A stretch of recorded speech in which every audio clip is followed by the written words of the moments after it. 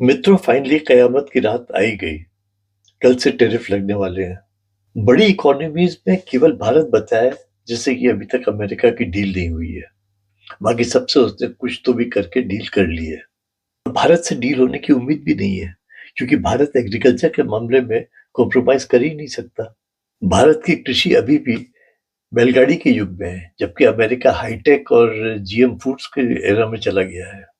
America शुरू से जानता था कि भारत से इस बारे में डील नहीं हो सकती। उसके बाद भी वो भारत के ऊपर जोर डाल रहा था, क्योंकि वो भारत को एक्सपोज करना चाहता था और लड़ने के मूड में था।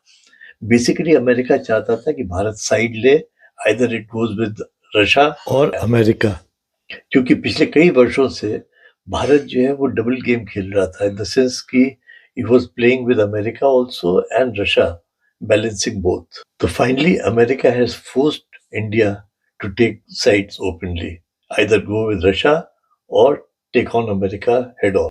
And India has chosen to take on America. अब मोरालिटी के मामले में या ईगो के मामले में हम अमेरिका से इक्वल फुटिंग पर हैं, पर एक्चुअली आर्थिक शक्ति देखी जाए या स्ट्रेटेजिक और उसकी मिलिट्री पावर देखी जाए तो हम कहीं नहीं लगते। इट्स अ डेविड एंड गोलायथ, दिया और तूफान। एंड जब अगर आमना सामना होगा तो सारा western world will stand behind America. Nobody will come with us. कल को अमेरिका चाहे तो इंग्लैंड के ऊपर प्रेशर डाल के हमारी इवन इंग्लैंड से जो एफटीए है वो ब्रेक करा सकता है। इस समय सारे पत्ते एक्चुअली चीन के हाथ में है, क्योंकि चीन के हाथ में रेयर अर्थ है जो अमेरिका को भी चाहिए।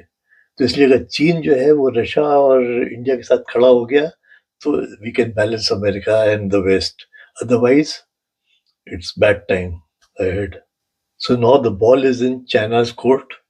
Let us see how they play their game, and that will decide our fate. आपका क्या विचार है मित्रों, जरूर बताएं। Thanks for watching.